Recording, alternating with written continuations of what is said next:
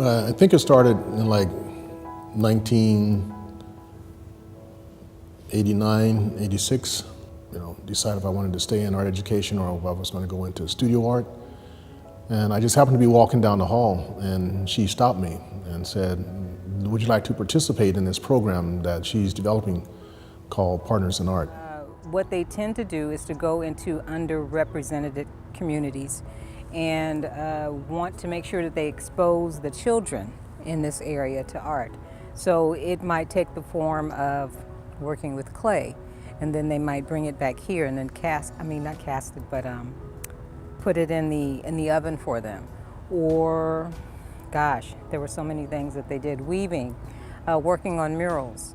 And this Partners in Art is where she would actually go out to elementary schools, and primarily on the west side of Fresno.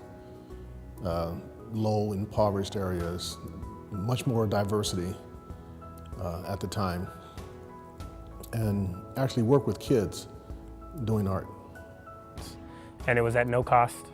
The students came in, she taught them different art techniques. There was painting, there was oils, there was watercolors, there was sculptures.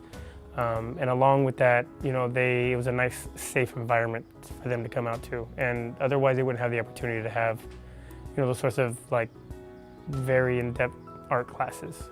That pretty much is what Partners in Art was about, or I should say is about, and also taking children on field trips, whether it was to museums, to important things that they felt was important and they could afford to expose them to.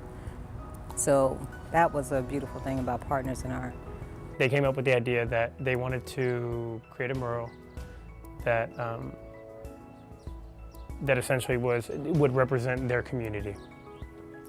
So if you look at the mural from left to right, it's 6 feet tall by 90 feet. The piece along the bottom that's red, white, and blue represents the Latino community, and it's a pattern. It's a sarape pattern. The parts on the top, there's also a large Hmong Laotian population that represents that part of the community as well. And then there is also some African American themed patterns, and they alternate. So at the far left of the mural is the name of the mural, When I Think of Home. And it starts off with Dr. Martin Luther King at the very end. Then it's Pastor Dr. Aputa, Dr. Francine Aputa, who is a professor at Fresno State. There is Lee Pointer, who is a pastor. The next person is Noel Richardson, who's a manager. And then the fifth is our longest standing resident, who has since passed. One of the major things that they had talked about was that when they thought of home, they thought of Thanksgiving dinner. There's a table setting with a Thanksgiving dinner, and those are actual depictions of student residents that we have. As you move along the mural from left to right, you can see the apartments pictured there. You can see the foothills and the mountains in the background, the downtown. If you look towards the center of the mural, there's the Fresno, the best little city in the USA. And the depictions in between there are all small events that, through Dr. Fleming's Partner in Art, some of the activities that they did. As we move along, it's going from the past to the present. You can see the students, and it's a progression of the students getting older. The students are younger on the left, the students are getting older on the right. And then you can see we have baseball players, we have doctors, we have nurses. Those came from the ideas of the students and what they wanted to become. For the most part, that's what the mural represents. It's When I Think of Home. She was a resource for me as well as a friend, so I miss that. So she was a mentor for me as well. Still doing the program, Partners in Art, still helping out with her whenever I could and whenever she needed, and talking to these young men and women about, you have the opportunity and you have to give yourself the access and determination for success. And it all started with art. Art as that kind of bridge that we all do. Music, dance, writing, video, photography, painting, drawing. We all do that. We all start out doing that as little kids. But as we grow older, as we all know, It's like, well, you don't make money doing art.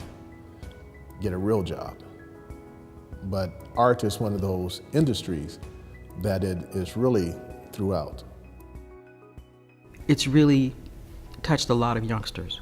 And not only do these youngsters enjoy the art experience themselves, in our case it's art, but they also see the value in helping others because they pay it forward, so to speak. I was at the Fresno Fair a few years ago with another group of kids, and I heard this big tall guy go, "You guys stay together." And I looked over, and it's one of the kids we had as a second grader, all grown up. He had taken his little sister and all the little kids in the neighborhood to the Fresno Fair. And he remembered, rule number 1 is stay with the group. He remembered that.